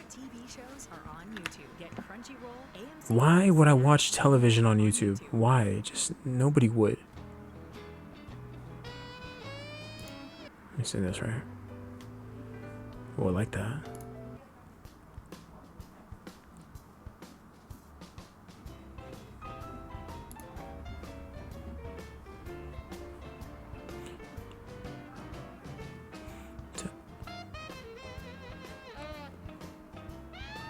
I like this song. I like this a lot. Tell me that you love me, babe. You just say it one time. I love you for the rest of my life. I like that. I love the saxophone. It's so calming to me. Maybe because I played it when I was a kid, but I don't know. There's something to it. Let's finish this last chapter and then we can finish enjoying the game and the music.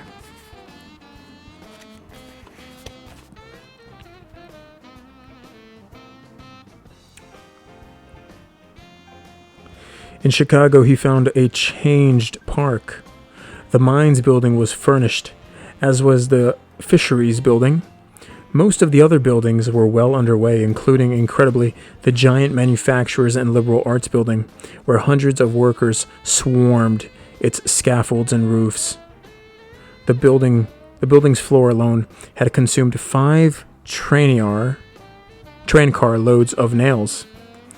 Amid all this work, however, the landscape had suffered. Temporary tracks latticed the grounds. Wagons had gouged chasms across paths, roads, and would-be lawns, literally everywhere. A first-time visitor might wonder if Olmsted's men had done any work at all. Olmsted, of course, knew that tremendous progress had been made, but it was the sort that escaped casual notice. Lagoons existed now, where once there had been barren land. The elevated sites upon which the building stood had not existed until its grading team created them. The previous spring, his men had planted nearly everything raised in the exposition's nurseries, plus an additional 200,000 trees, nice, aquatic plants, and ferns, and 30,000 more willow cuttings.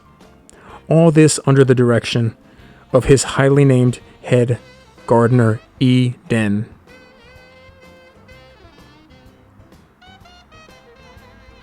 Wait, so his name is Eden? Like the Garden of Eden? They're either making this shit up or it's just destiny. How did this guy... What is this? Some magical air? What is this? Oh, dude, what?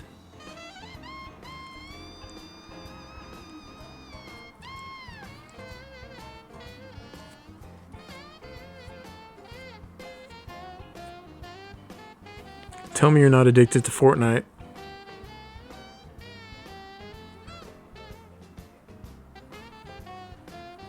Tell me you're not addicted to Fortnite by not telling me you're addicted to Fortnite.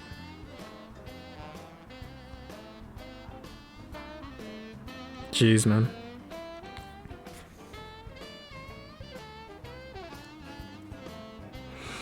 In the time left before dedication day, Burnham wanted Olmsted's men to concentrate on cleaning the grounds and dressing them with flowers and temporary lawns of sod.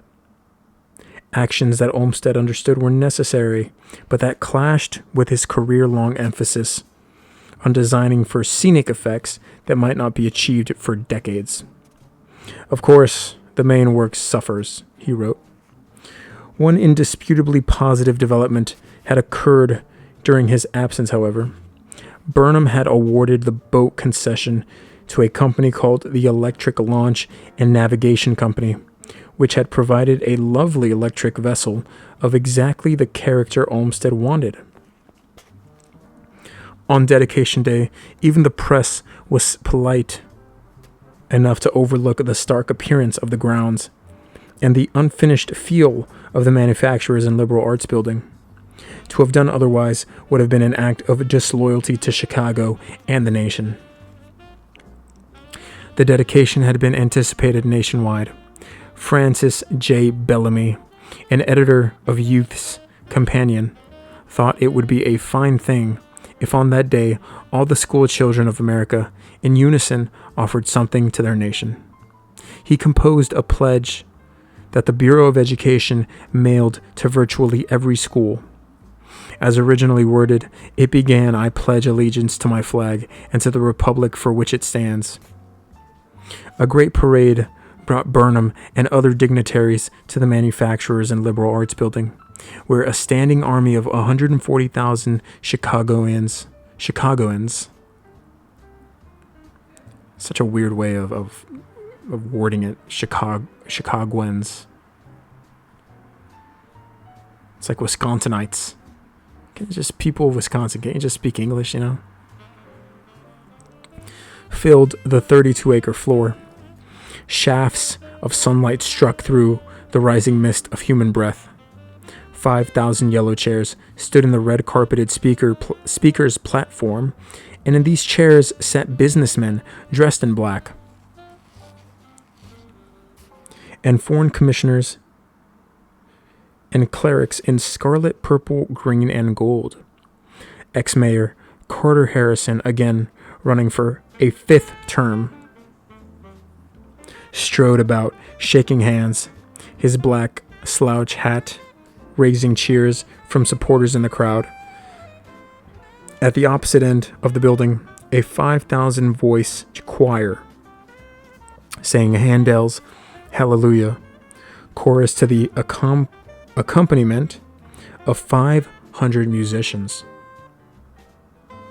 At one point, a spectator recalled, 90,000 people suddenly rose and stood upon their feet and simultaneously waved and fluttered 90,000 snowy pocket handkerchiefs. The air was cut into dusty spirals, which vibrated to the great iron-ribbed ceiling. One had a sense of dizziness, as if the entire building rocked. The chamber was so immense that visual signals had to be used to let the chorus know when a speaker had stopped talking and a new song could begin. Microphones did not yet exist, so only a small portion of the audience actually heard any speeches. The rest, with faces contorted from the strain of trying to listen, saw distant men gesturing wildly into the sound, killing miasma of whispers, coughs, and creaking shoe leather. Harriet Monroe, the poet, who had been John Root's sister-in-law, was there and watched as two of the nation's greatest speakers, Colonel Henry Watterson of Kentucky and Chauncey M. Depew of New York, took turns at the podium, both orators waving their windy words towards a vast, whispering, rustling audience which could not hear. This was a big day for Miss Monroe. She had composed a lengthy poem for the evening, her Columbian ode, and pestered her many powerful friends into having it placed on the day's program. She watched with pride as an actress read it to the few thousand people close enough to hear it. Unlike the majority of the audience, Monroe believed the poem to be rather a brilliant work, so much so that she had hired a printer to produce 5,000 copies for sale to the public. She sold a few and attributed the debacle to America's fading love of poetry. That winter, she burned the excess copies for fuel. Jeez. And that is the end of that sub-chapter. That's rough. You know, I do agree. I do think that, the country losing its love of poetry, or even understanding what the hell poetry even is. I think that's more so of what it is, right? People don't even know what the hell poetry is, because to them a good video on YouTube is poetry, which it can be poetic, but it's not exactly poetry more than it is art, right? It's an art form.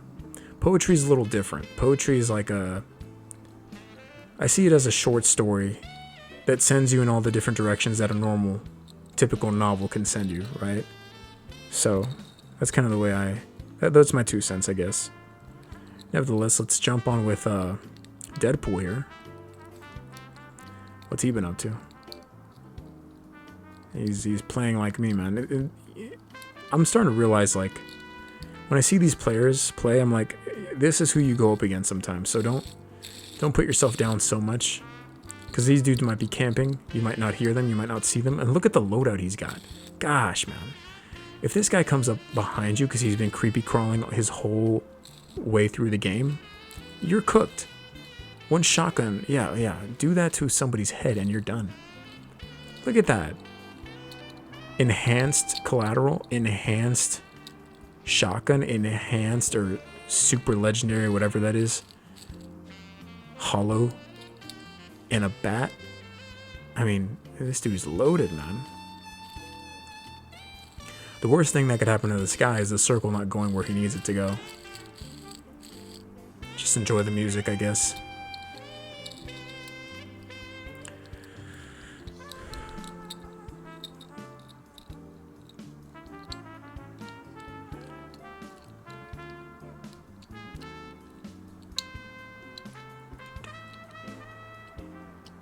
Just tell me where you're going.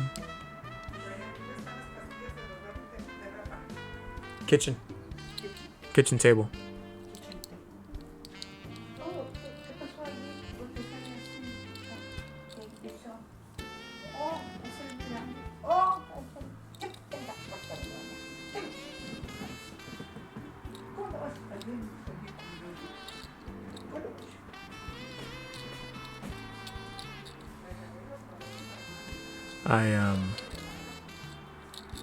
I paused my singing to hopefully record my mother talking. I know that the more I make these videos, the more I'll have recordings of her one day, and just hear little snippets of her again would be very, very close to home. It would feel very good. Would be very poetic, right? It would be very short snippets of her, but it would take me on an absolute. YouTube and the YouTube Music app all together. Try 1 month free. Don't tell me what to do. It would take me on an absolute journey to hear her voice when I no longer can, so.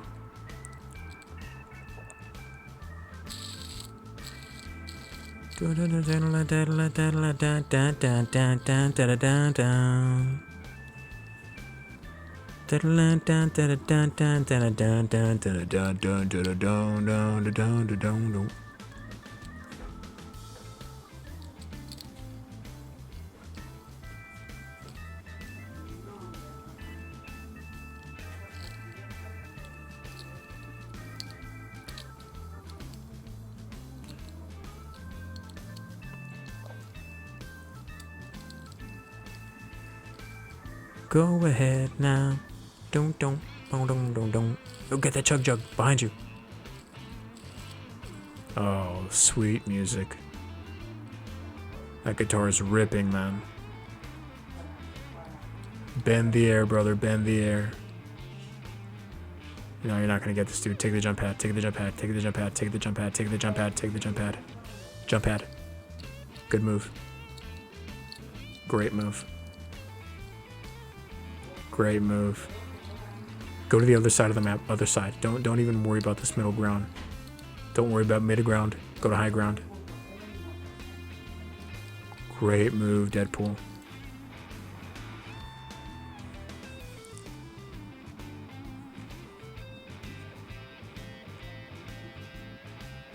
Alright, the bat's kind of letting you down here.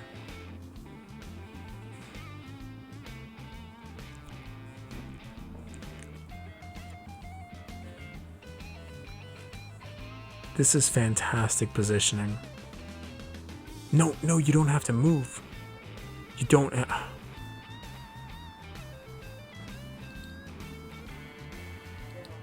The only thing keeping me from throwing my keyboard at my screen out of disbelief of this stupidity I'm watching is the shredding guitar in the background.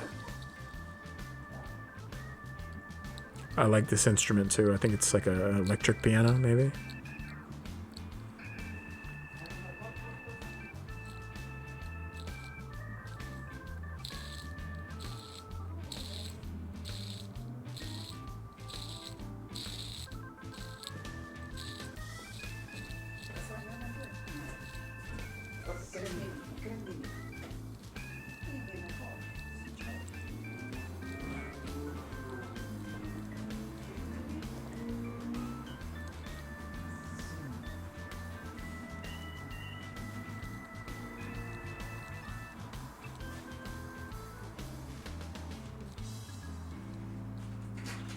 That was fantastic. That was a fantastic guitar shred. Dale pues, papá.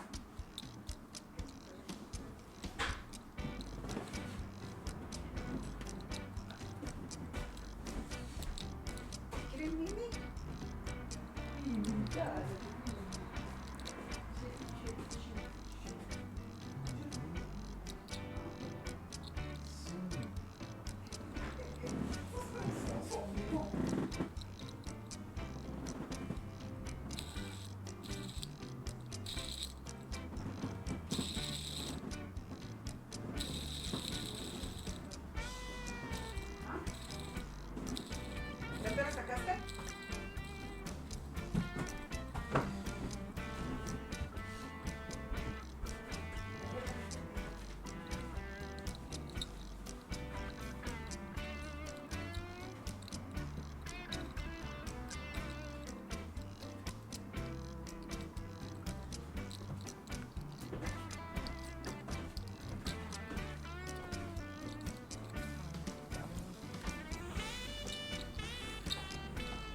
Alright, didn't speak for a while, for obvious reasons. Deadpool is still doing his thing. I'm surprised he's alive. I love this idea for high ground. It's not going to work right now, unfortunately. He will have a chance here with the bat. I think the bat is his best play, just because I don't know how he is in gunfights. But the bat's always kind of like a safe bet, right? Dude, if you grab one of those creepos, I think you're good. What? You see something? Oh, dude, come on, hit your shots. Oh, come on. Hey, man. Wow.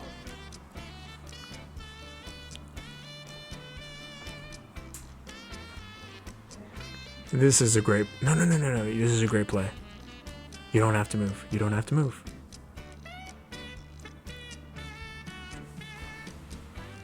They have no idea where you are. They have no clue where you are. 1v1v1v1. Let them come out. They're gonna be in front of you. In front of you or above you. There's one to your left. He didn't see you. You didn't have to do that. See, this is why you don't wear capes. What did Edna say from The Incredibles? No capes? This is why.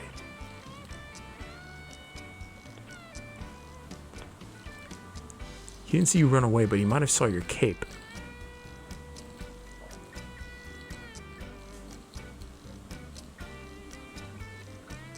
Oh, I don't know if I'd go with the bat. I'd go nice and slow. I don't know if you want to make a bunch of noise on your way there, but be my guest, I guess.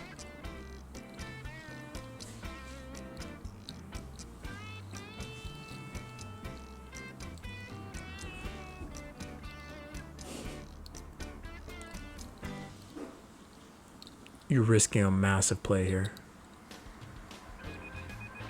Ooh.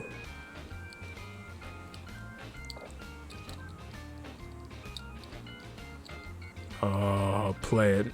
Play it, baby. Play it.